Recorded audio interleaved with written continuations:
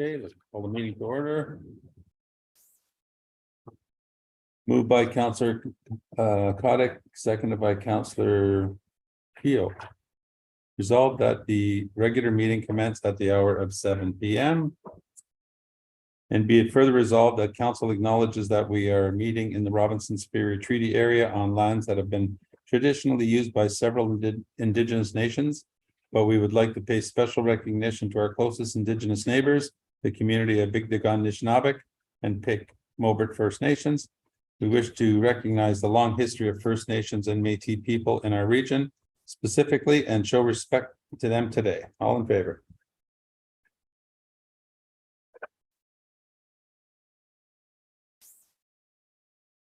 Okay, additions and deletions to the agenda. There are 3 additions to the agenda. Agenda item number 1208, proclamation for Seniors Month. Addition to agenda item number 1209, proclamation for National Indigenous History Month and National Indigenous Peoples Day. Addition to agenda item number 1210, proclamation for Pride Month. Thank you. Any disclosure of pecuniary interest or general nature thereof? Seeing none. Okay. Moved by Councillor Keel, seconded by Councillor Kotick, resolved that the agenda be approved as amended. All in favor?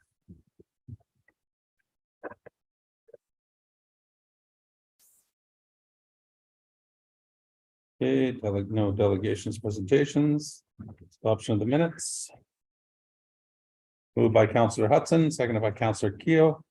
Resolved that the minutes of the regular council meeting held May 10th, 2023 are adopted as circulated. All in favor?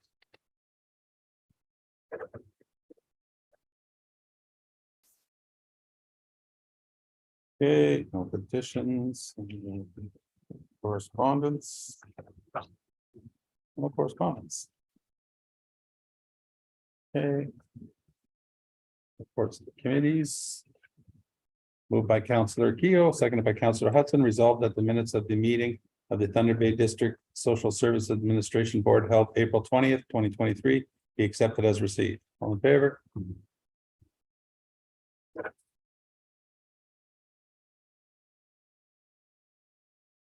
Okay, verbal update.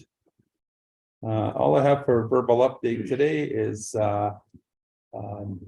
shout out to Public Works. They've been doing a great job, and it's National Public Works Awareness Week. Is that what they call it? Yes. And again, kudos to them. And it's been great to see the community being cleaned up and so forth. So, okay, over to the one that just come back from holidays. Thank you, through you, Mr. Chair. A few updates for you with regard to recreation. So we were really happy to see the clubhouse reopen last weekend. They've got a great menu and an excellent selection of beverages. So encouraging everyone to go out and spend some time there. I'm happy to say that the golf course is opening this Friday, and the greens have been a bit wet, so there may be some challenges on the greens, but they'll dry up quickly. And then finally, we're still on schedule for the pool assessment and repairs for the first week of June. And so we'll keep council up to date as we move through that process. Okay, thank you. Okay, over to business.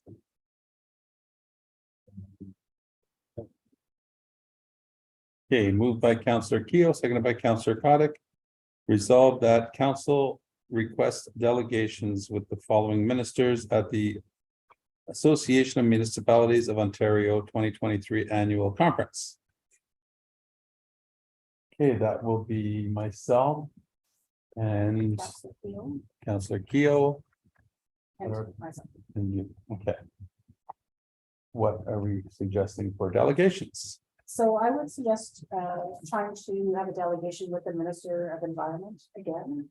This is a delegation that we requested at the Ogre Conference, and we're not accommodated for that, but I would try again for Minister of the Environment. Okay. And I can't think of any other minister that we would need to see unless you wanted to try to see the Minister of Energy again about the natural gas project. Okay, natural gas, yeah. Yeah. And And which we one could did do you say that. first? with Minister of Marathon. Environment, okay. Pardon? We could do that with the Township of Marathon. Okay, yeah, you join in with them. Minister of Energy. Yes. As a Minister of Transport, we just met with them, so we're waiting for. Yeah. Something to happen there. Okay, any other suggestions? Okay, well, I'll shoot for those two and see if we get them. Okay, resolve that council request delegations with the following ministers at the Association of Municipalities of Ontario, AMO 2023 Annual Conference, Minister of Environment and the Minister of Energy. All in favor?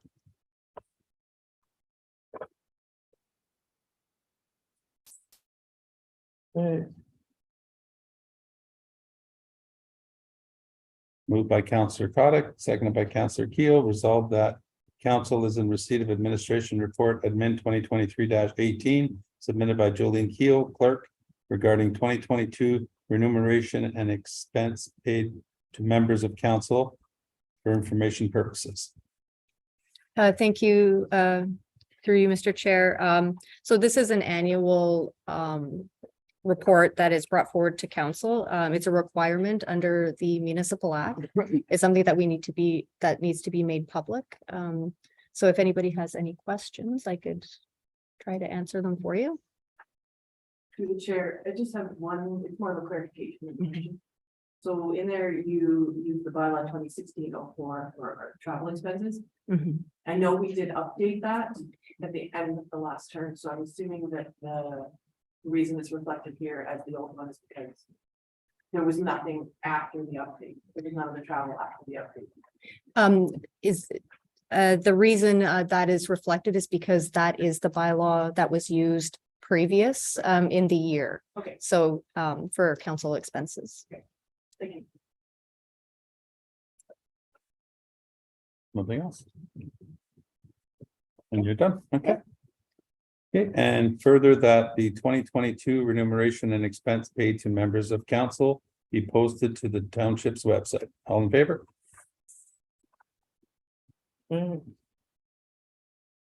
Three. Moved by Councillor Kotick, seconded by Councillor Keel. Resolved that council is in receipt of administration report admin 2023-19 submitted by Jolene Keel, clerk, regarding 2022 election candidates financial statement compliance report for information purposes. Thank you. Through you, Mr. Chair. Again, this is a requirement, a report that be submitted under the Municipal Elections Act. So this report reflects the financial statements and compliance of all the candidates. And then, so what we will do is post this to the website as well, and any of all the financial statements for review. No questions? Okay, perfect. It's moved by Councillor Keel, seconded by Councillor Kotick. Resolved that council is in receipt of administration report PW 2023-02 submitted by Tyler Brewster, Director of Public Works, regarding pre-budget approval, street light pole replacement.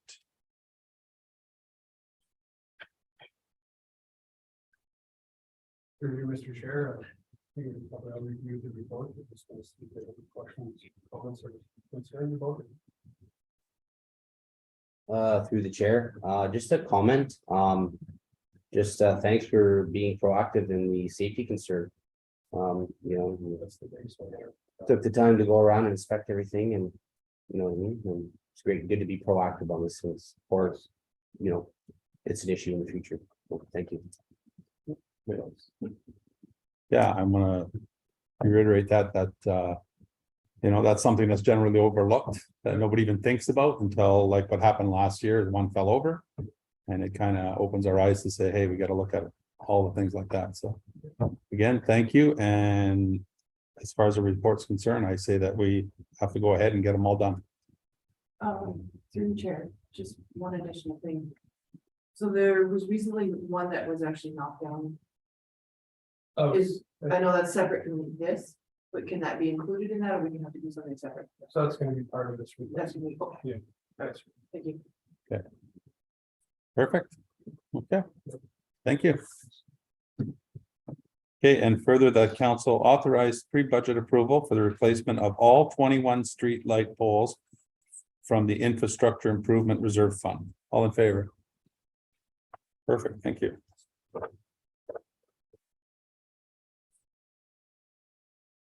Okay. Resolved that council is in receipt of administration report PW 2023-03 submitted by Tyler Brewster, Director of Public Works regarding Ontario Clean Water Agency, Aqua, Operation Plan, re-endorsement. the answer, Mr. Chair, and a lot to say about it. Any comments, questions, or concerns? Okay. Anything? No? Okay. I guess that's it. That was easy. We're easy Thank on you. you tonight. Yeah. Thanks, guys. Mr. Chair, all in favor? Oh, sorry, all in favor? I missed that. Okay, thank you.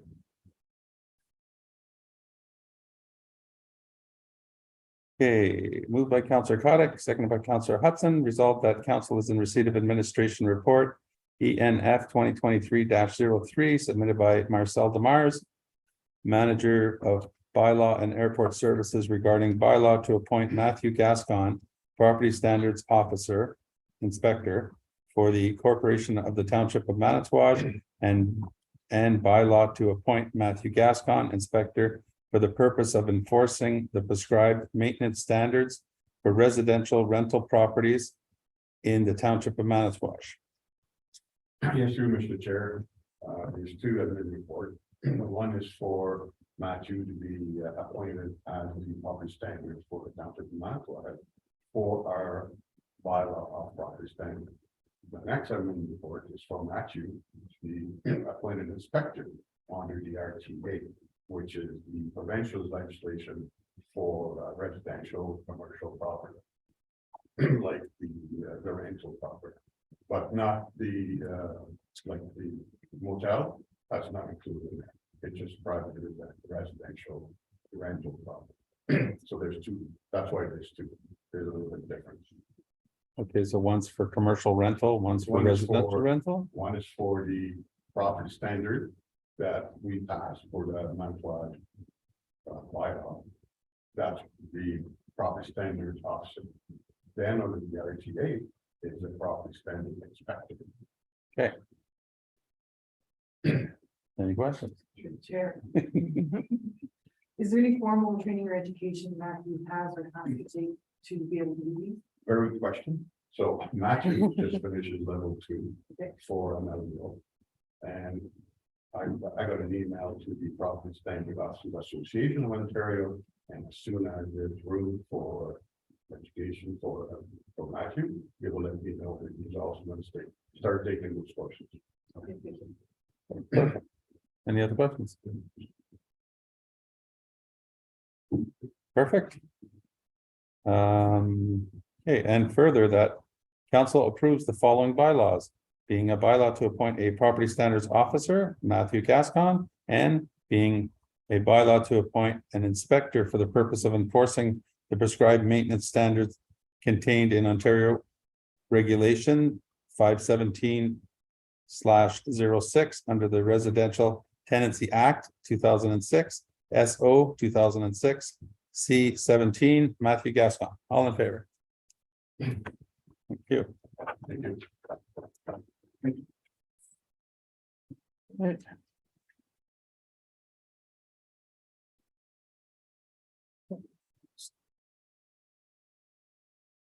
Moved by Councillor Hudson, seconded by Councillor Kotick.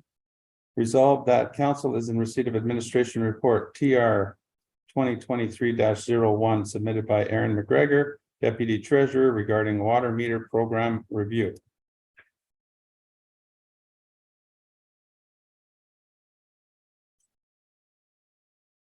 Through you, Mr. Chair. Good evening, everybody.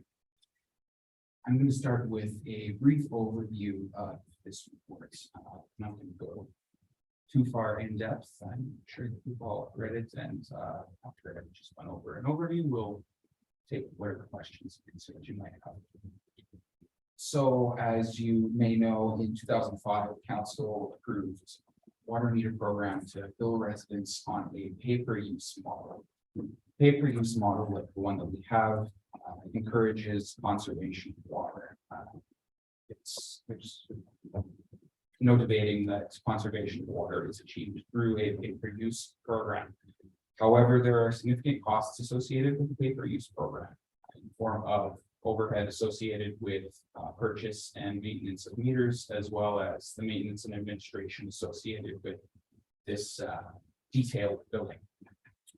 In the report, there are a number of considerations, first of which is comparison to similar communities. So if you look at communities in our region of our size, it's not common that municipality of our size has a pay-per-use model with water meters. Many of the communities in our area, some of them listed as examples in the report, use flat rate billing. In the report are some numbers to compare to. Couple that I can pull off here. Marathon in 2023, their rate is $188 a quarter. Boca in 2022, $250 a quarter. These are just some examples of where rates are.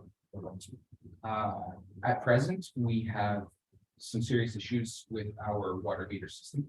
We have about 15 to 20% of water meters in a state of repair that requires attention. These issues range from no transmission due to battery failure or other failures of modules associated with those transmissions. Some of them fail in a mechanical manner, so they don't record consumption at all. In these cases, we follow the bylaw 2021-13 and bill on an estimated basis. However, it's often difficult to determine whether it's a legitimate zero consumption reading, whether there's an issue, and all of this results in a need for maintenance and administration. Of course, our resources are strained, so when these demands for maintenance occur, it has the potential to take away from other areas. Public Works Department and the Treasury Department are impacted by the water meter program. Public Works Department in the form of call-outs, inspections, repairs, and the Treasury Departments in the form of the administration associated with this quarterly usage billing. Public Works also administers the meter program, which allows homeowners to enroll in a program where they are billed on an average basis, so that they can run a meter hose to prevent freezing of lines. This program was very successful in the past. It has been successful in preventing these freezes. However, the amount of work associated with this program is very significant, with days to a week on each end for coordination of appointments with residents, for installation of the hardware, the installation of the hardware. There's also administration overhead for finance department to make adjustments to these bills.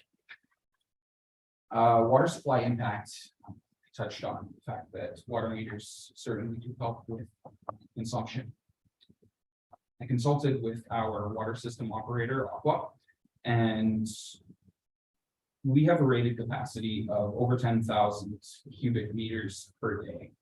That's the treatment capacity. Our permit to take water allows us to take a little over 17,000 cubic meters. In 2022, the average daily flow was 1,095 cubic meters. So we're at about 10% of our capacity. So capacity, other than the costs associated with increased capacity, there are no concerns about water supply. The costs of water supply is another major point that I discussed in the report under equitable billing. The idea that recovery of costs associated with our water system should be billed on a usage basis. It's an idea that the cost of maintaining our system goes up linearly with the amount of water that's used. That's not the case. Our water infrastructure involves our distribution network and our facilities that have flat costs, costs that are one time, and they supply everybody in the community. So you have one house that is using, say, being billed $70 a month. You could have a house beside that house that's being billed 5 times, 10 times as much, because they're consuming more. However, both houses require the same level of system maintenance with respect to water mains, service lines, a water treatment plant. The costs associated with increased usage are small in comparison to these flat capital costs. So there are 2 recommendations in this report. First recommendation, or rather there's one recommendation, there are 2 options. The first recommendation is that council direct staff to draft for your approval an annual flat rate water and sewer billing structure. Included with this report was an example of such a structure from the town of Atikokan. What we would seek with this recommendation would be to move billing to the same cycle as our tax billing. That would save a great deal of overhead for both the finance department and the public works department. But the finance department would be able to eliminate 4 of the 6 billing cycles that we administer. And that would allow us to focus on other areas of, that require attention. The other option is that council direct staff to determine for pre-budget approval the cost of the required water meter system remediation. In the report, there is a rough estimate of what that could cost, but to determine the extent of repairs required, I'd like to have council direction before we proceed with that, because just determining the amount and type of work that needs to be done will be a task in and of itself. So at this time, I, through the chair, invite any questions or comments or concerns. Questions? I thought you would. Please, go ahead. Through the chair, okay, so in here you state that it is not necessary to remove the water meters. If we were to go to a flat rate. It says it gives the township the option to continue to use data for the purposes of analyzing usage and leaks and all that sort of thing. So the township would not be removing them from homes. Is it an option if the homeowner, say, is doing a renovation or something along those lines, can they remove it themselves? If the town goes to a flat rate?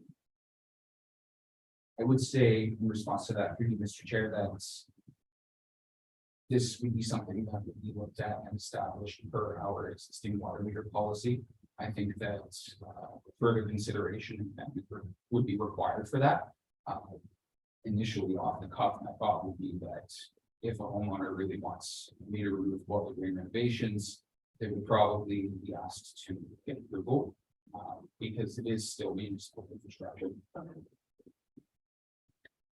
So they're not necessarily in the home anymore, so they can just apply to the town and say, it's in this back, say this is the way that we go. Even if they're not doing renovation, they would just have to apply to the town and say, can you or cannot remove this and try back to you. That's what you. Yes. So I was gonna ask another one, but you've already answered the question. So it says the estimated single residential water and sewer levy under a flat rate billing model is 194.7.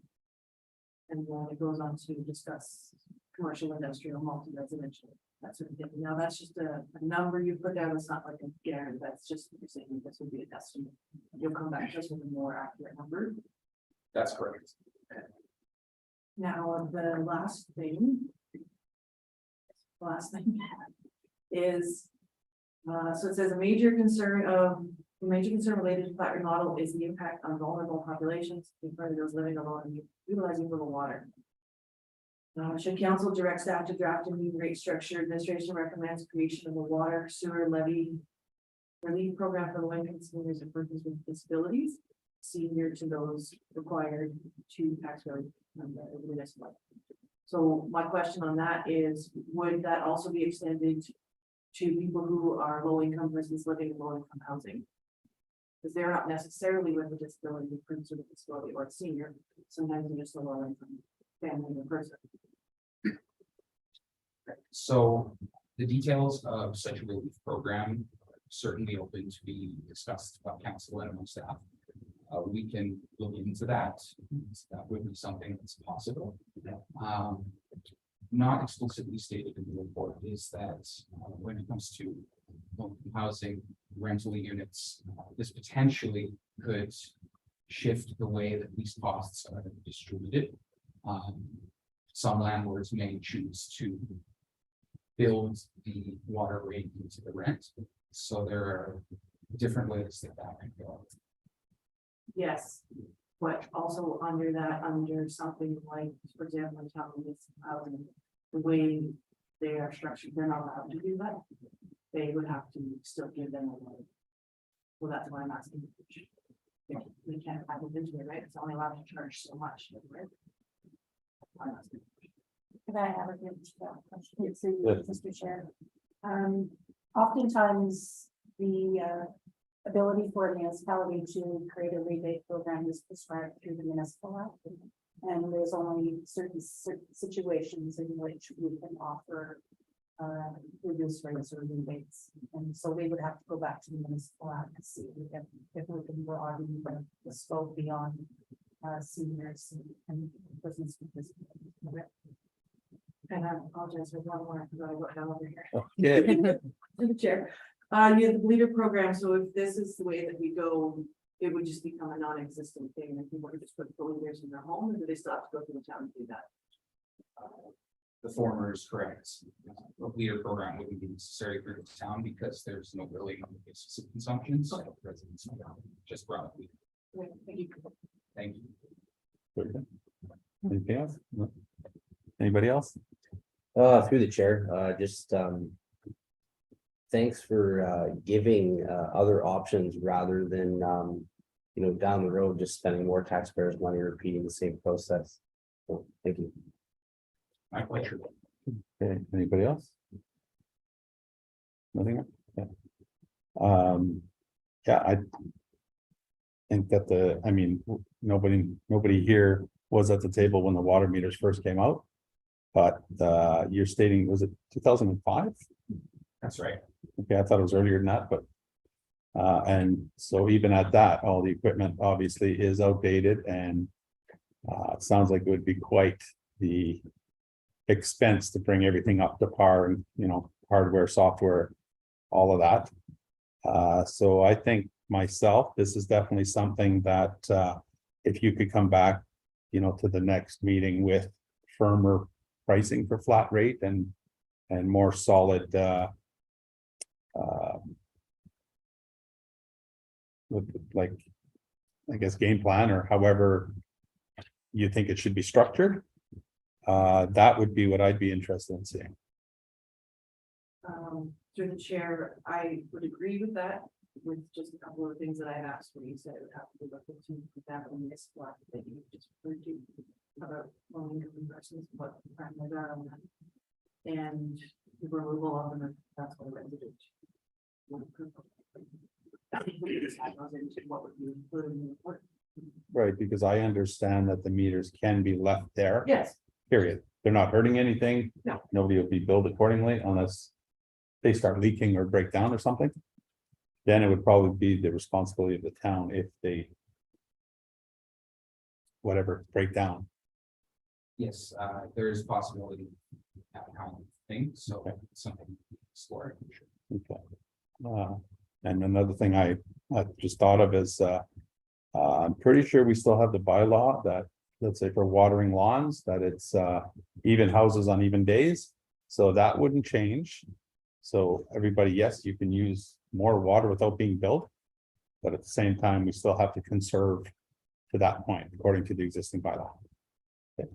Perfect. Your thoughts? Okay. I think option A is a good move, it might move in the right direction, honestly. These water meter programs are very outdated and bleeders are a combination in this community. I think a lot of people don't know that bleeder program is actually available as well. So if we could just allow people bleeders on their own, not have their lines freeze all the time, that'll alleviate a lot of the stress for homeowners. Perfect. Thank you. Any comment? No, through the chair, I was just, the only comment I had was, or a question really is like. Greenstone area, Fort Francis, Terrace Bay Marathon, they're all. Similar sized communities and just wondering why Greenstones was like considerably more. We cannot answer that, other than we were discussing that maybe because they have 5 actual communities, so 5 water treatment plants, that's the only thing I could think of. But then again, that's not Manitowoc, so. Through the chair, if a homeowner is not staying in their home, would they be able to have the option to, say, shut off their water so they wouldn't have to pay that bill? Or would they be able just to say, hey, I'm not living here right now? Or would there be something like that available? Through you, Mr. Chair, we currently do allow that. There's prescribed fee for having your water turned off and turned on for those that need the community for longer periods, snowbirds, for example. However, billing does not stop.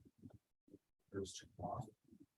Of course, the consumption billing would stop, but the flat rate portion continues to be billed. Because again, we're still supplying the service. That service is still really available.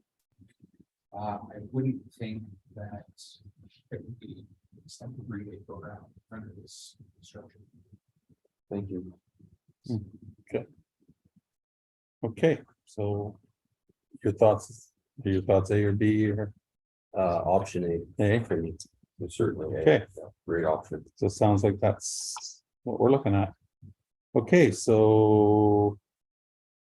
Program review and further that council approve option A, that council direct staff to draft for council approval, an annual flat rate water and sewer billing structure to be billed in 25% increments following the same schedule as property tax installments. The target implementation date of such a rate structure will be July 1st, 2023. Build the following same schedule as 2023 final tax bill. All in favor? Thank you very much. Thank you.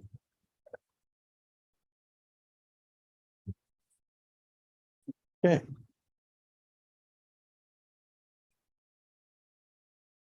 Moved by Counselor Keough, seconded by Counselor Hudson. Whereas Seniors Month is an annual province-wide celebration, and whereas seniors have contributed to the continue to contribute immensely to the life and vibrancy of this community. And whereas seniors continue to serve as leaders, mentors, volunteers, and important and active members of this community. And whereas their contribution, past and present, warrant appreciation and recognition, and their stories deserve to be told. And whereas the health and well-being of seniors is in the interest of all and further adds to the health and well-being of the community. And whereas the knowledge and experience seniors pass on to us continue to benefit all. Now, therefore, be it resolved that I, Mayor Jim Moffat, on behalf of Manitowoc Council, hereby proclaim the month of June 2023 as Seniors Month in the Township of Manitowoc. All in favor?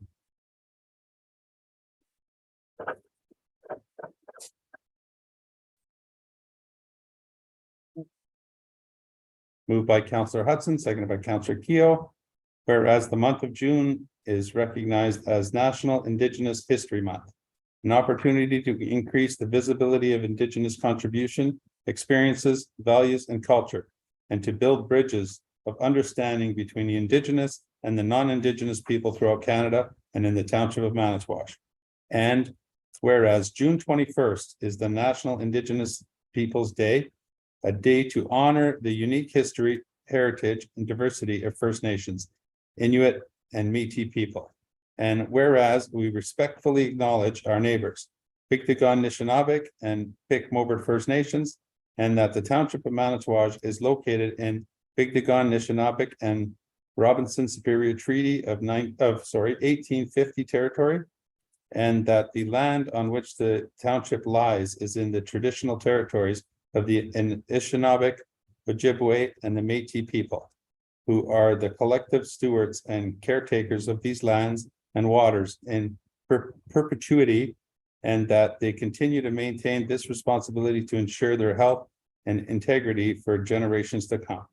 And whereas the Township of Manitowoc strives to be an inclusive community and encourages all residents to reflect, learn, and take action in a meaningful way towards reconciliation in solidarity with Indigenous peoples. Now, therefore, be it resolved that I, Mayor Jim Moffat, on behalf of the Manitowoc Council, do hereby proclaim the month of June 2023 as National Indigenous History Month and the date of June 21st, 2023 as National Indigenous Peoples Day in the Township of Manitowoc. All in favor?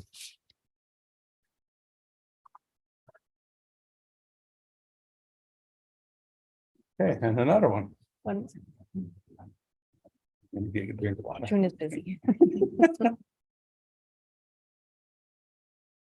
Okay, moved by Councillor Kotick, seconded by Councillor Hudson. Whereas June is recognized as Pride Month in Canada and around the world as an opportunity to celebrate sexual diversity, promote equal rights, and build awareness of the challenges faced by the LGBTQ2S+ community. And whereas Pride Month is an opportunity to provide discrimination and prevent discrimination and promote acceptance and inclusion of all, and to support the development of harmonious and respectful relationships among all members of our community. And whereas the Township of Manitowoc celebrates the diversity of our gender and sexual minority communities, including lesbians, gay, bisexual, transgender, queer or questioning, two-spirit, and more, and expresses a community to diversity, equity, and inclusion in our organizations and our community. And whereas during Pride Month, we can all reflect on the progress made to recognize and protect the rights of the LGBTQ2S+ communities and the work that still needs to be done. Now, therefore, be it resolved that I, Mayor Jim Moffat, on behalf of the Manitowoc Council, hereby proclaim the month of June 2023 as Pride Month in the Township of Manitowoc. All in favor?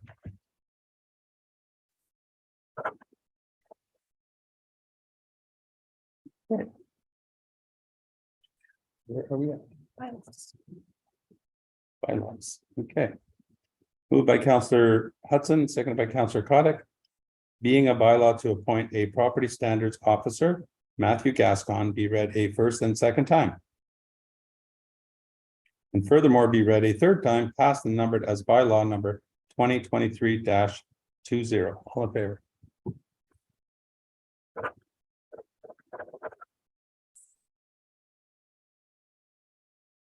Moved by Councillor Kotick, seconded by Councillor Hudson, being a bylaw to appoint an inspector for the purpose of enforcing the prescribed maintenance standards contained in Ontario Regulation 517/06 under the Residential Tenancy Act 2006, SO 2006 C17. Matthew Gascon be read a first and second time. And furthermore, be read a third time, passed and numbered as bylaw number 2023-21. All in favor?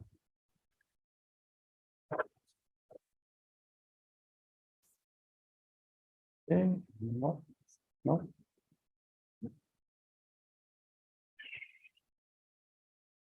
Okay, motions and notices of motions, none. Okay, closed session. Moved by Councillor Hudson, seconded by Councillor Kotick.